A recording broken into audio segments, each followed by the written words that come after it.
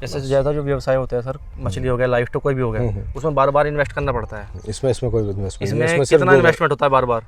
Sir गोबर आएगा एक बार, बस एक बार गोबर रिपीट होता रहेगा, गोबर रिपीट होगा, बाकी और लेबर वर्मी को वर्मी के नाम पे जैसे क्या दे देते हैं, मतलब क्या आ जाता है इसमें? सर मैली मिला दो, मैली मिला दो, वो ब्लैक होती है वो अच्छे से। हाँ मिट्टी मिला दो, ये आपका राख जो होती है राख मिला दो, पानी एक्सेस कर दो। भाई 40 किलो की तौल है, 10 किलो पानी डाल दिया, 30 किलो की रह गई। किसान तो उसी हिसाब से डाल रहा है ना। सही बात है। रिजल्ट उसे कुछ मिल नहीं रहा तो उसके लिए वर्मी खराब है उसके लिए तो खराब है वर्मी। वो तो फिर कहेगा भी मैं तो चीज़ ही नहीं मिल रही, उसे वर्मी मिल ही नहीं रही है। किसान भाई हमारे साथ आज जैनेश दुबे जी, जो 70 बेड से वर्मी कंपोस्ट की यूनिट चला रहे हैं और पिछले 1.5-2 साल से जो है इस बिजनेस में वो है। जैनेश जी, एक बार सबसे पहले हमारे किसानों को अपना परिचय करा दीजिएगा। बॉस, ये जो साइट आप देख रहे हैं जेपी ऑर्गेनिक्स के नाम से है, और मेरा नाम जैनेश दुबे है, और मेरा पार्टनर है पीयूष अग्रवाल। हम दोनों मिलकर साइट को चला रहे हैं। करीब 70+ बेडों की साइट है, 45 फुट के बेड है। आपने जब ये बिजनेस में आए तो और भी आपने रिसर्च करी होगी, तो इसी व्यवसाय को क्यों चुना आपने? सर 2 व्यवसाय चुने थे, एक मछली पालन और एक ये जी। तो मछली पालन को फिर साइड कर दिया जी। और इसमें घुस गए। कारण मछली पालन को साइड करने का कारण? सर मछली पालन में रिस्क बहुत था और इन्वेस्टमेंट ज़्यादा थी। इन्वेस्टमेंट थी कारण? हाँ, तो इस वजह से इन्वेस्टमेंट तो उसमें थी ज़्यादा। तो इसमें आपका कितने से शुरू हो गया था आपका ये? सर मेरा ये शुरू हो गया था करीब 8 के आसपास, 8 लाख के आसपास। इसमें 8 लाख में आपका क्या क्या चीज़ थी? सब कुछ, समर, कमरा, अर्थवॉर्म, गोबर, ईंटें, पन्नी, सब कुछ आ गया था। आपने कुछ यहाँ पे सिक्योरिटी के लिए कैमरे वगैरह भी लगवाए हुए? हाँ, तो वो सब इसमें 12 कैमरे लगे हुए हैं। इसकी अगर हम बात करें, जैसे आपने बताया इसका साइज़ कितना था और कितने बेड इसमें टोटल है? सर इसमें टोटल 74 के आसपास बेड हैं जी। यहाँ पर, और 45 फुट के बेड हैं जी। करीब 100 टन के ऊपर प्रोडक्शन है एक साइकिल का।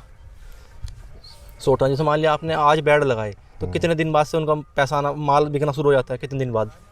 सर बिकने का तो ये है कि फसल पे बिकता है। फसल पे? हाँ ठीक है, अभी आलू की फसल आ रही है तो जितना भी स्टॉक होगा सारा क्लियर ऑफ हो जाएगा, कुछ बचेगा नहीं। कुछ नहीं बचेगा।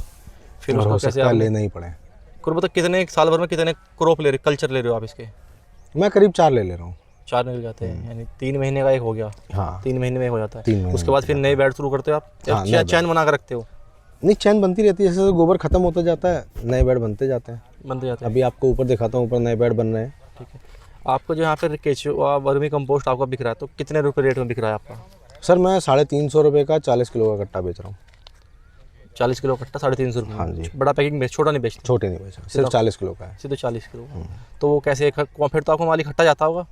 हाँ इकट्ठा 50, 100, 200 ऐसे जाता है। इसके अलावा वर्मी जैसे केचुआ से आप और क्या क्या बना रहे हैं? जैसे वर्मी कंपोस्ट तो हो गया, सिर्फ vermi compost, only vermi compost. और कुछ जैसे मान लिया और भी लोग कहते हैं कि हम वर्मी वॉश बनाते हैं? नहीं, मैं नहीं बनाता, सिर्फ एक ही चीज़ बेचते? सिर्फ एक ही।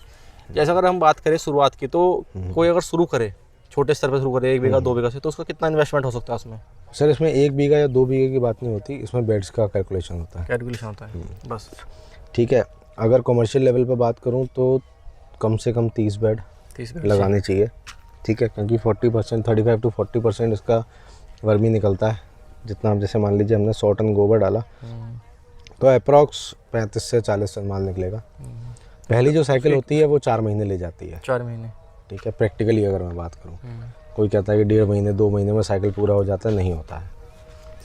ठीक है, और इनिशियली जो पहला लॉट जो निकलता है वो 4 महीने, 3.5 से 3.5 महीने, 4 महीने तक आराम से ले जाता है।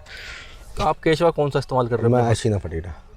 ये कारण क्यों है, इसी को क्यों इस्तेमाल करते हैं सभी किसान जो वर्मी कंपोस्ट वाले हैं? क्योंकि और भी बहुत केचुए हैं। हाँ, और भी बहुत केचुए हैं।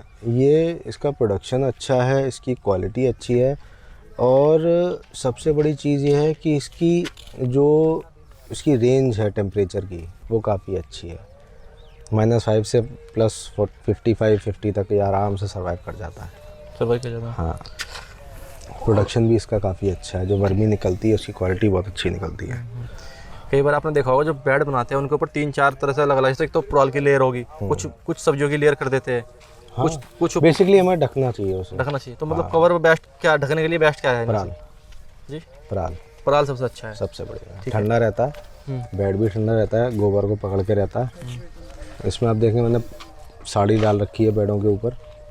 जो बगुले जो आते हैं ना, उनका सबसे बड़ा, हाँ, सबसे बढ़िया उपाय जो है, सब परेशान है बगुलों से, और उसका सबसे बढ़िया उपाय जो मैंने निकाला है, अपने बेडों को साड़ियों से ढक दो। साड़ियों से कुछ नहीं होता, 20 रुपए की एक साड़ी आती है, इसमें करीब 4 साड़ियाँ डली हुई हैं एक बेड में। उसके ऊपर, साड़ी के ऊपर फिर पुराल, तो उससे कोई दिक्कत तो है नहीं? कुछ नहीं, कोई दिक्कत नहीं है। कोई दिक्कत ऑक्सीजन भी उसमें जाती रहती है? सब कुछ जाता है, ऑक्सीजन जाती है, पानी भी जाता है, सब कुछ जाता है। मुझे सर एक बार थोड़ा शुरुआत से बताइएगा, जैसे मान लिया किसी ने शुरू करा, बेड लगाया, तो वो उसका साइज क्या रखे, कितना उसमें गोबर डाले एक बेड में, लंबाई चौड़ाई क्या रखे, ये बताइए। सर देखिए, इस बेड का साइज़ की अगर मैं बात करूं तो आप इस खेत को देख रहे हैं, इसमें इसकी जो चौड़ाई है करीब 110 फुट के आसपास है जी। ठीक है, 5 फुट पीछे जगह छूटी हुई है दोनों साइड, ठीक है जी। 20 फुट की बीच में छूटी हुई है। उसके बाद जो हमारे पास जगह बचती है 30 फुट हटा के, उसको हम 2 से डिवाइड कर लेंगे, उतना हमारा बेड बन जाएगा। ये बेड है 45 फुट के, इसकी 110 की चौड़ाई है, 120 की आसपास होगी, और 45 90 फुट के बेड हैं, 20 फुट बीच में छूटा हुआ है, 5 फुट साइड में छूटा हुआ है दोनों साइड। तो वो उस हिसाब से बेड बनते हैं। अगर इसकी साइज़ छोटी होगी तो ये बेड 30 फुट तक भी जा सकता है। हाँ।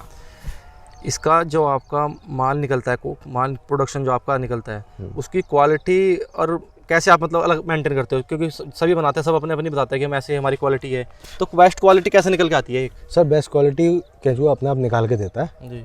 आप उसमें कुछ मिलावट नहीं करिए, आपकी क्वालिटी बेस्ट होगी। कुछ नहीं करना, सिर्फ पानी डालना है। सिर्फ पानी डालना है, सिर्फ पानी। तो इसमें सर मैं एक बात, सामने वो पड़ा हुआ है, वो वर्मी है बेड से निकला हुआ, वो सामने मशीन रखी हुई है, उसमें वो छनेगा और पैक हो जाएगा। ये ऐसे ही पड़ा रहेगा, बस हल्का हल्का पानी इसमें पड़ता रहेगा ताकि इसका मॉइस्चर मेंटेन रहे। जैसे ज़्यादा जो व्यवसाय होते हैं सर, मछली हो गया, लाइफ तो कोई भी हो गया, उसमें बार बार इन्वेस्ट करना पड़ता है। इसमें कोई इन्वेस्टमेंट नहीं। इसमें कितना इन्वेस्टमेंट होता है बार बार? सर गोबर आएगा एक बार, बस एक बार गोबर रिपीट होता रहेगा, गोबर रिपीट होगा, बाकी और लेबर रहेगी बस, और कुछ भी रिपीट नहीं होना है, और कुछ नहीं चाहिए आपका। इसमें बस पानी डालना है, बस पानी, कुछ फर्टिलाइजर का यूज़ नहीं करना, कुछ नहीं करना इसमें। एक चीज़ और दिक्कत आती है, बहुत से किसान जैसे शुरू करते हैं ना, मार्केटिंग की दिक्कत बहुत आती है, तो मार्केट कैसे बनाए अपनी?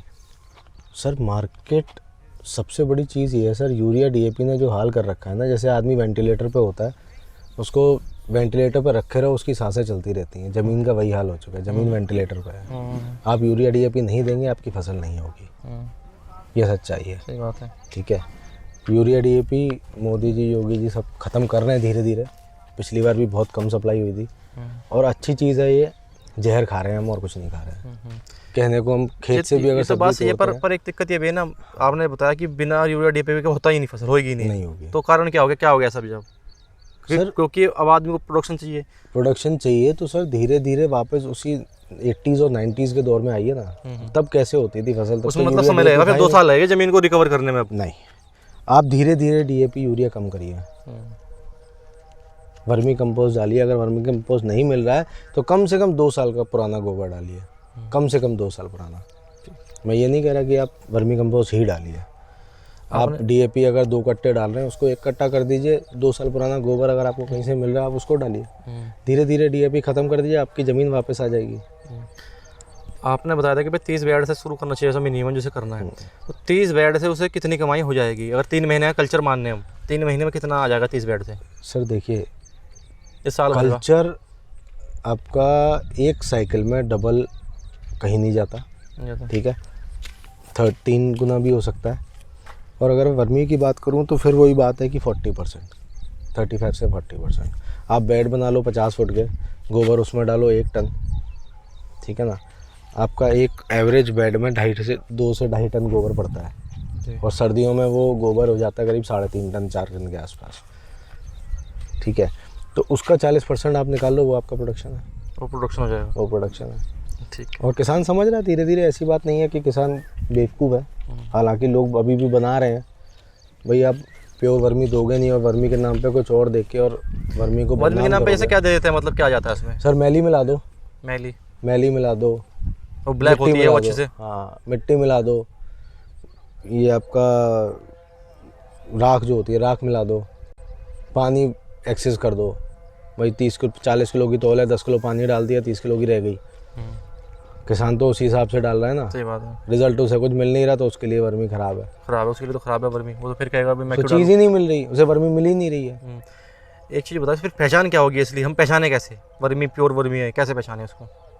कैसे पहचाने सर? भाई ये मैली मिला दी, किसान तो नहीं पकड़ हाँ, पाएगा इन चीज़ों को। किसान नहीं पकड़ पाएगा। स्मेल होती है सर, स्मेल होती है। स्मेल हाथ में लेके सूंघ सकते हो उसको। हाँ, सूंघ सकते हैं आप, अलग दिख जाती है। मतलब अगर ज़्यादा गीली है, पानी ज़्यादा रोक रही है, वो वर्मी नहीं है, वर्मी पानी नहीं रोकती। तो दोस्तों, अगर आपको वीडियो अच्छी लगी तो इस वीडियो को बाकी लोगों को भी शेयर करें, चैनल को सब्सक्राइब जरूर करें।